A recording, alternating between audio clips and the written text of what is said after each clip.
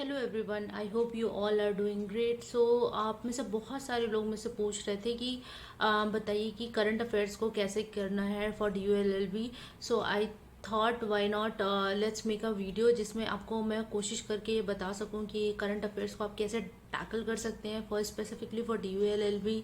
तो जो मैंने किया था वो ये था कि मैं आई वॉज मुझे करंट अफेयर्स में इतनी प्रॉब्लम नहीं हुई because I was following newspaper through out the year. तो इतना प्रॉब्लम मुझे हुआ नहीं था करंट अफेयर्स को लेके।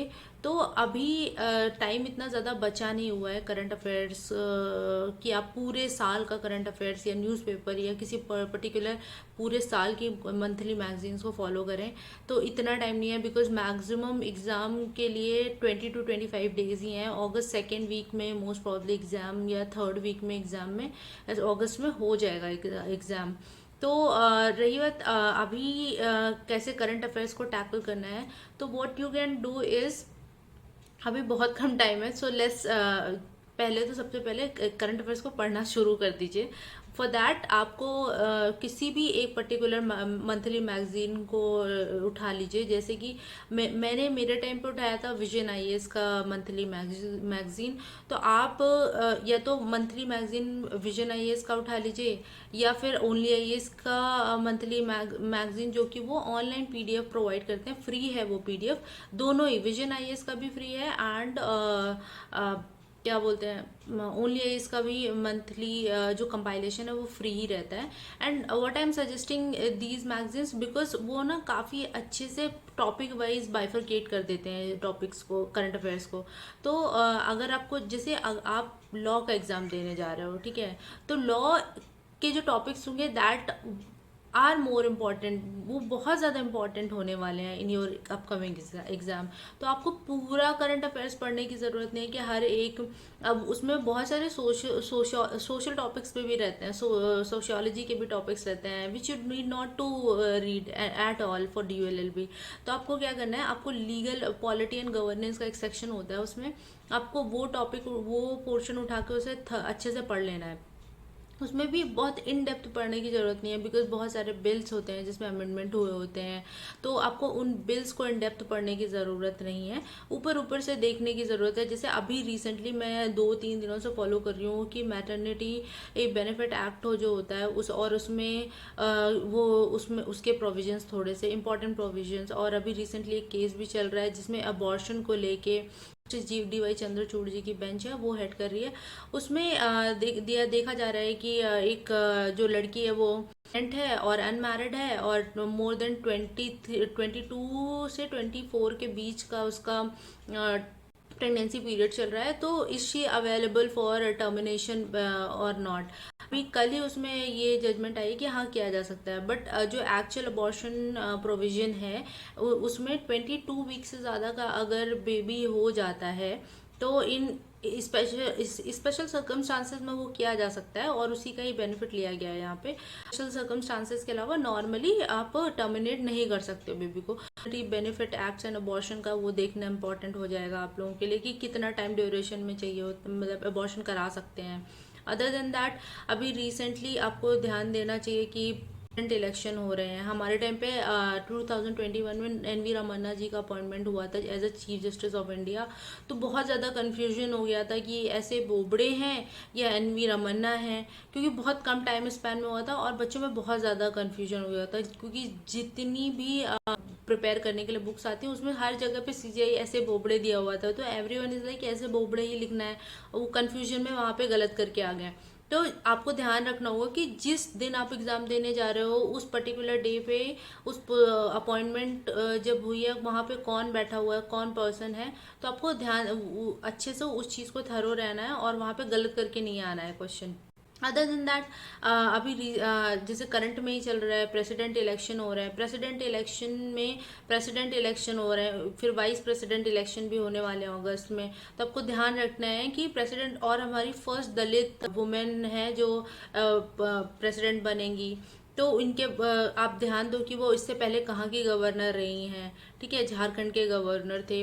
और ये चीज़ ये भी देखना होगा कि first female president of India कौन था। उससे रिलेटेड क्वेश्चन कि प्रेसिडेंट की अपॉइंटमेंट कैसे होती है, प्रेसिडेंट की अपॉइंटमेंट में कौन कौन पार्टिसिपेट करता है, कौन पार्टिसिपेट नहीं करता है। जैसे कि लेजिस्लेटिव काउंसिल के मेंबर्स और 12 मेंबर ऑफ द राज्यसभा जो नॉमिनेटेड होते हैं वो पार्टिसिपेट नहीं कर सकते हैं। अगर वाइस प्रेसिडेंट का इलेक्शन जब हो रहा है, तब जब तक वाइस प्रेसिडेंट के इलेक्शन हो चुके होंगे, तो अभी करंट वाइस प्रेसिडेंट कौन है या उस टाइम का वाइस प्रेसिडेंट कौन रहेगा, तो ये सारी चीज़ें बिल्कुल छोड़ के नहीं जानी है। इम्पॉर्टेंट अपॉइंटमेंट्स देखनी है, वो भी लीगल फील्ड से related.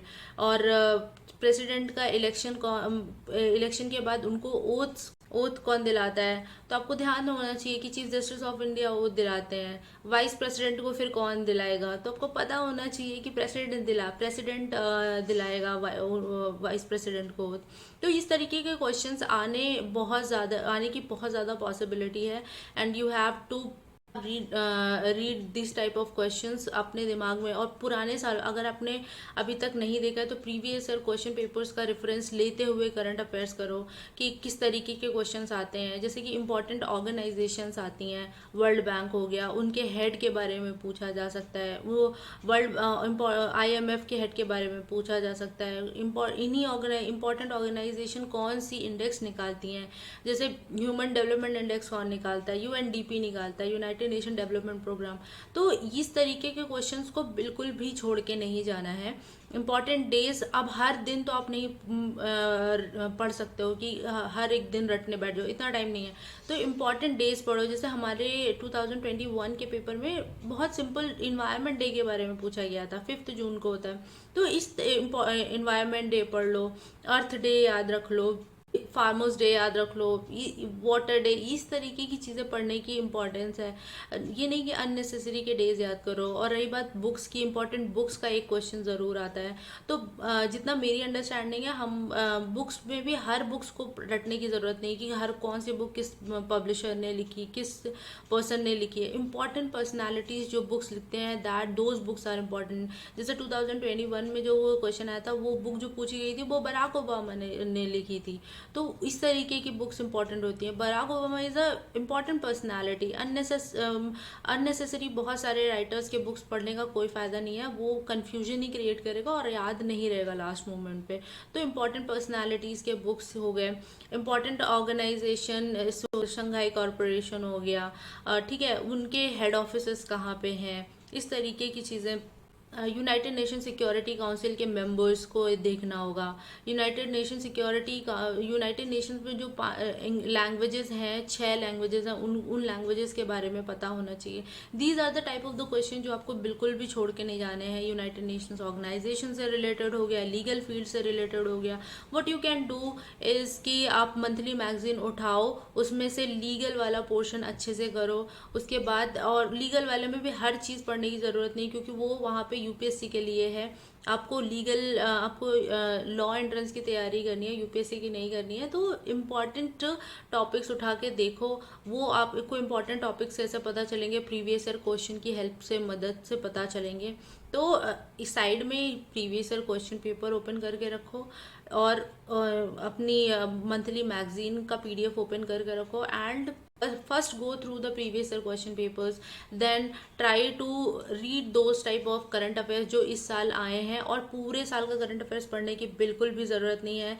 You only need to prepare for 6 to 7 month maximum. अभी इतना ही कर लोगे, वो इतने कम टाइम में, वो that is more than enough for you guys. तो इतना मोर देन इनफ रहेगा। I think this video will help you guys and you will ace this exam.